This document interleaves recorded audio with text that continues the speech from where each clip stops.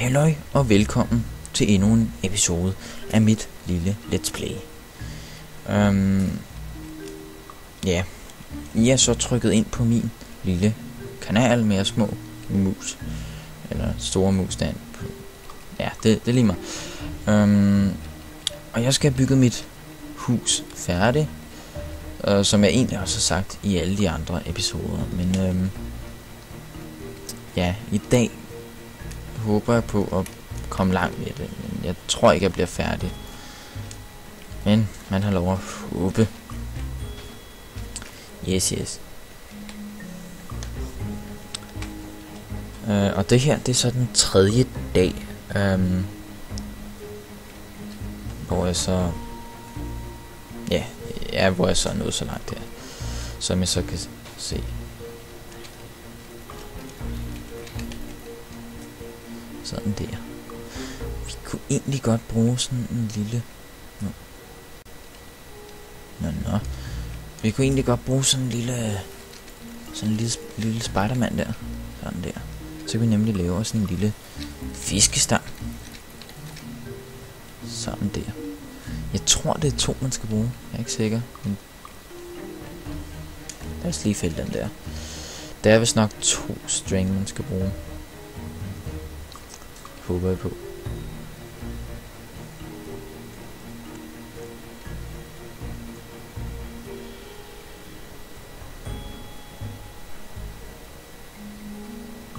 Så. Ja. Og så er det her træ så også næsten ved at være fældet. Jeg ved ikke, er det den sidste, eller er der en mere? Jo, der var så lige en mere. Jo, den kunne lige præcis nu. Sådan der. Sådan der. Og så er vi godt i gang. Yes.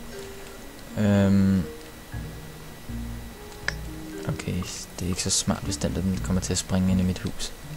Eller mit kommende hus. Det er ikke... Nej. Okay, gå tæt på det der. Sådan der, så har vi oven i købet lidt gunpowder.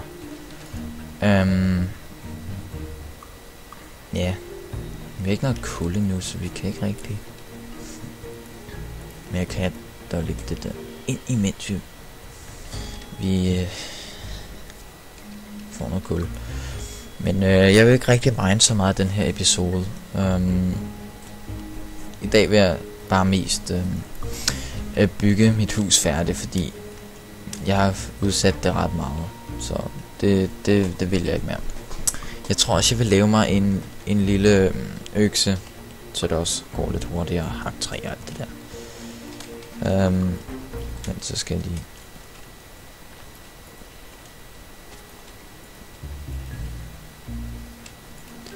Yes. Så skal jeg lige... Jeg laver mig lige sådan en stenøkse her. Sådan der.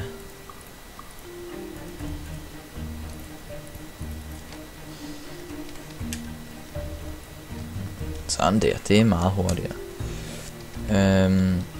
Ja, skal jeg bare lige noget her og noget her. Og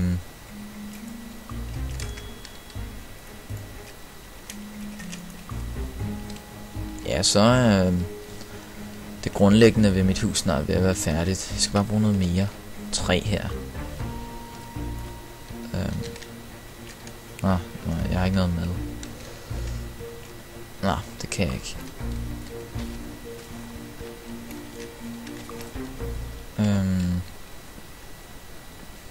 Yes.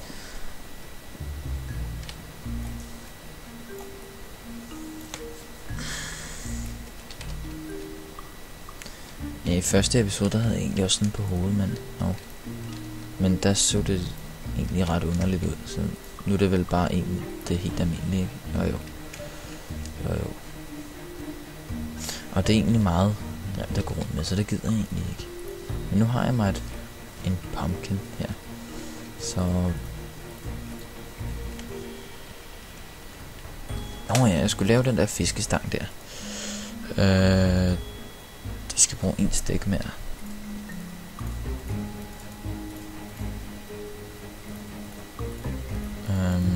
No. Og så er det sådan der, ikke? Jo. Og så kan jeg skaffe mig noget fisk. Det må så nok være min grundlæggende madkilde. Fordi der er ikke særlig mange dyr, man kan spise her. Der er lige nogle høns derovre et sted, men ja.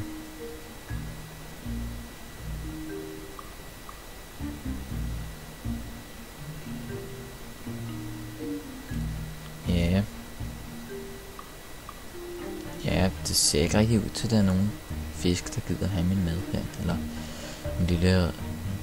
en lille krog her. Jeg kunne egentlig godt tænke mig, at de lige gad at bide lidt på.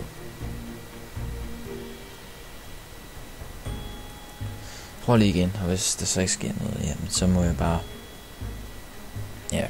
bygge videre. Kom nu, små fiskebasser. Jeg vil være.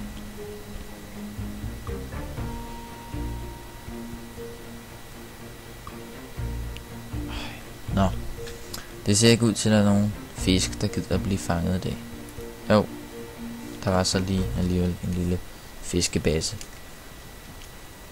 Men jeg mangler stadig noget kul. Ja. Jeg har jo lovet lidt, at jeg ikke går ned og miner, men ja. Så ja, jeg gør det ikke. Jeg gør det i næste episode. Der tror jeg vil mine ret meget. Og gå på monsterjagt, hvis jeg ikke kan gøre det i dag heller. Fordi at jeg har så lidt liv. Når jeg skaffer noget mere mad, så kan jeg gøre det. Der var der ikke. Jeg håber på, at der kommer en lille kyllingebasse ud af den. Der er godt nok mange får her. Det var helt utroligt.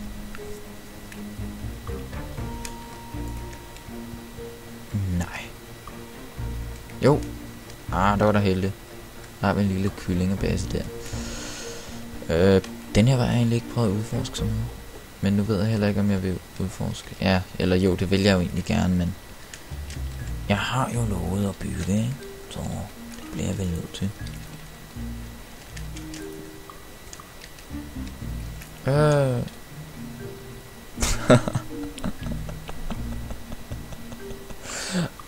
Det er godt det der. Ja. Nå, men det mindste var det da ikke hardcore. Så skal jeg bare lige se, hvor det var, jeg byggede mit hus. Jeg tror, der er herovre. Jo. Her, hvor jeg ville bygge mit store palads. Men ja, det der palads er ikke blevet til så meget endnu. Ja, nu kan jeg gå på monsterjagt. Det kan jeg, fordi ja, nu er jeg jo fuld liv og mad, så nu kan jeg gå på monsterjagt i nat.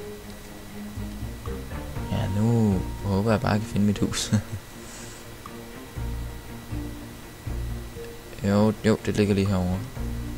Jo, det gør det. Der var en ko, det var dejligt. Ja, der er masser af køer, så nakker jeg lige den der. Så har vi en dejlig buffalo beef.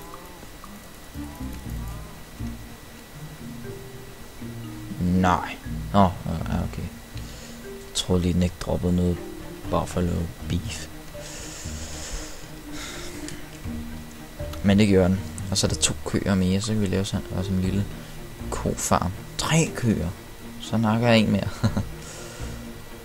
Jamen, så kan jeg også få lidt buffalo beef ud af den her. Sådan der. Nu er jeg 5 buffalo beef og 2 læder. Så kan det være, at jeg snart kan lave mig et par støvler. Nå, det begynder allerede at blive mørkt. Så kan det godt være, at det kan blive til noget med den der lille monster eller der jagt. Nå.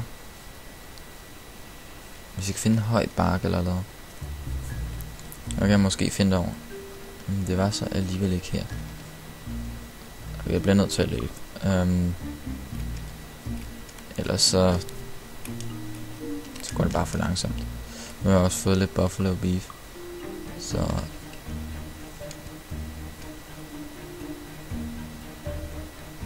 hvad er det her? Der er en cave. Det var da dejligt. Lag. Sådan der. Ej, hvor er det trist. Og der er underkøbet et lille bjerg. Så kan så kan jeg nok se mit hus. Altså. Spilder jeg alt min mad på at finde mit hus. Nu håber jeg ikke, min ting bliver væk inden jeg... Eller forsvinder ting. Inden jeg finder tilbage. Håber jeg ikke. Hvor er mit hus? Mit hus, det er blevet væk.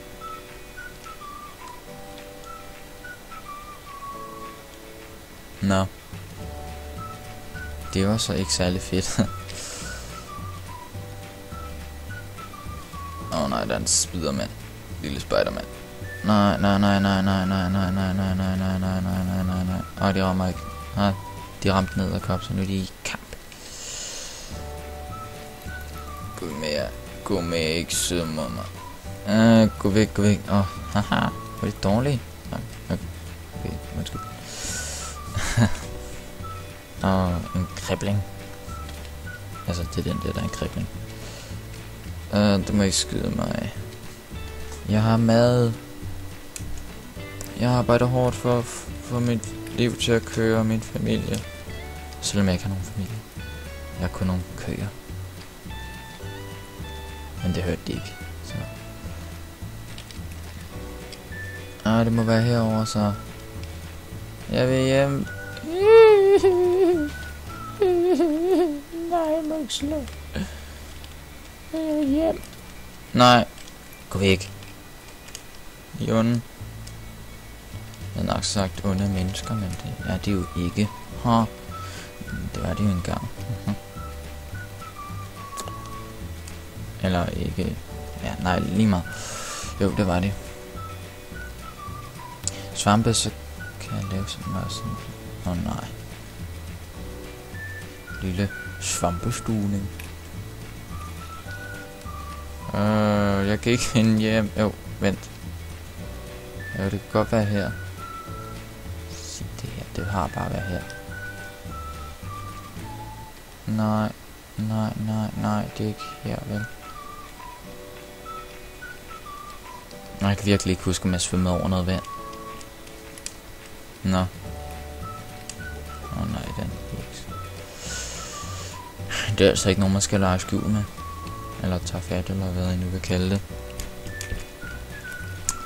Nå.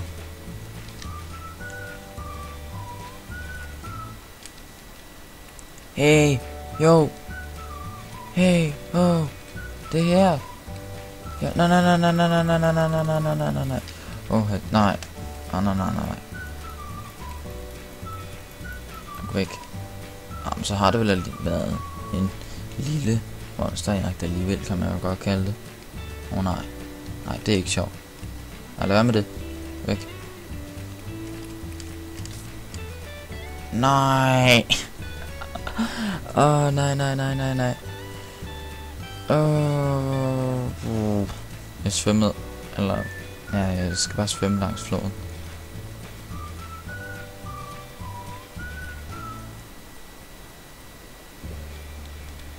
Nej, sig det er løgn, så det har været lige derovre hele tiden. Nej. Jeg skal lære at finde ud af, hvor jeg spawner. Og måske skal jeg, når jeg graver det der hul. Nej. Når jeg graver det der hul, så skal jeg måske bare lade sengen blive dernede, så jeg spawner der. Ja, det... Nej. Og jeg døde her. Nej. Min ting. Nej, jeg skulle have lavet en chest. Nu har jeg ikke noget. Nå, så kan jeg da mindst lige finde min bøf. My bøf. Hvor er my bøf? Jeg har ikke engang en seng mere.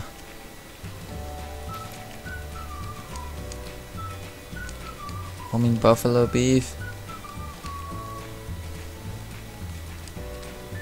Ja, hvad er min buffalo beef? Det er bag. Ja. Jeg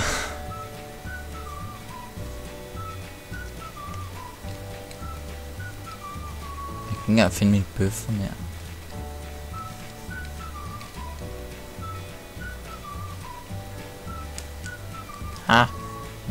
Mushroom. Jeg har ikke en seng mere. Nå. Ja. Men. Der var det mine dejlige bøffer. Men jeg har stadig ikke mine ting.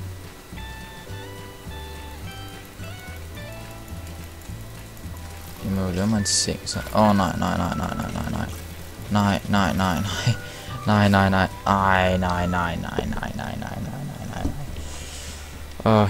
Ja. Jeg tror bare, når jeg får mine ting, så tror jeg bare... Eller når jeg får mine ting igen, så tror jeg egentlig bare, jeg ender den her episode her.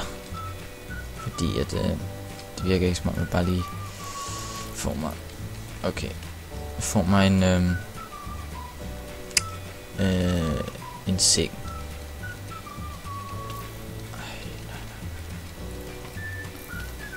Ej, de gennemholder mig med pile. Det var herovre. Men indtil videre genererer der liv. Nu gør jeg ikke.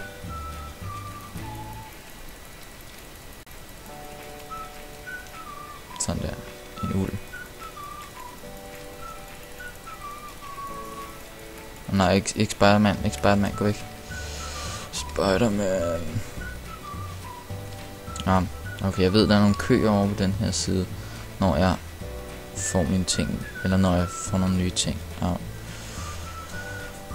Jeg mister Sword Iron, noget wood og en masse sten, så det var jo ikke særlig fedt.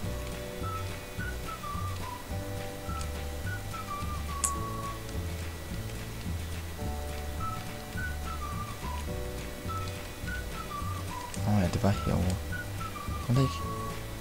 Jeg nakkede da et får her, så blev jeg skudt af en masse skeletter. Nej.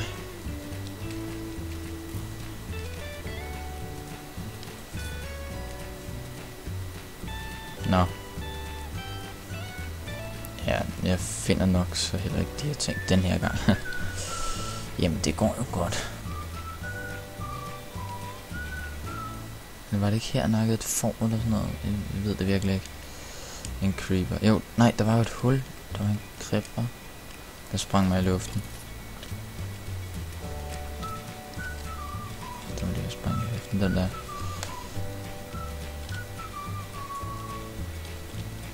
Nu begynder at blive dag her. Her var mine ting. Mine ting er måske lukket. Nej, der var min bøffer. Fandt min bøffer. Nej.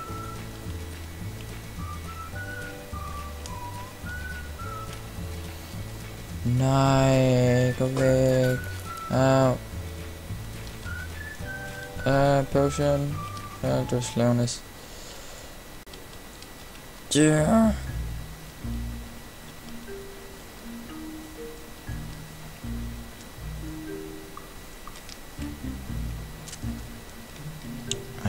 Det er ikke træls. Nej. Okay, når jeg får mine ting. Nu ved jeg, hvor det er. Og ja, jeg har egentlig lært en del nyt af mit map, så okay, nu ved jeg, hvor mine ting er, tror jeg nok. Og ja, jeg kan i hvert fald lave mig en seng, men nu kan man jo ikke rigtig sove, så jeg ender den her episode, når jeg kommer op til mine ting. Mit hus. Ja.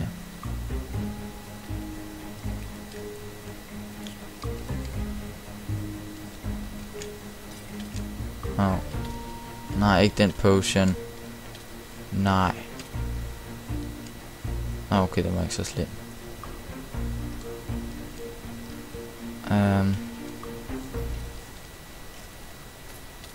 Nej, ikke igen. Okay, det var faktisk endnu. Det er noget bedre. Eller bedre for mig, var det vel.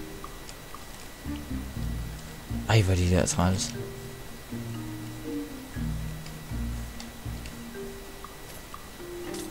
Nej, den rammer. Jeg skulle lige da sige den ikke. Jeg var heldig, den ikke ramte mig, men det gjorde den så alligevel. Jeg kan ikke engang finde mine ting. Jo, jeg løb herned, fordi... Nej, ikke slowness. Ja. Jeg løb herned, fordi min ting... Eller... Nej. Jo, fordi min ting lå over det der hul. Og så er det her min ting. Nej. Ej, okay. Nu ved jeg, hvor min ting er. Ja. Og så lige når, at jeg får mine ting til pauser, fordi så skal jeg ikke dø igen. Så kan jeg dø i næste episode, men jeg skal ikke dø igen i den her episode. Det skal jeg ikke. Jeg døde 3 gange, tror jeg. Kan det passe 3 gange? Ja, i hvert fald 3 gange. Nej. Nish. Okay. Ned til mine ting. Og så hvis de er væk. Okay, det er de.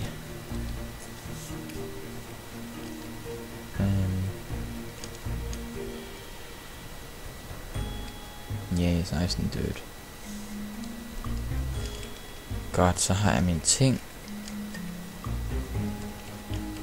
Og så stiller jeg mig bare herop. Okay.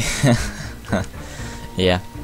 Kan jeg sige tak fordi I så med, og del, like og subscribe, hvis I ikke allerede har gjort det. Så tak fordi I så med. Sådan der, skal vi lige kigge på den der. Hej hej.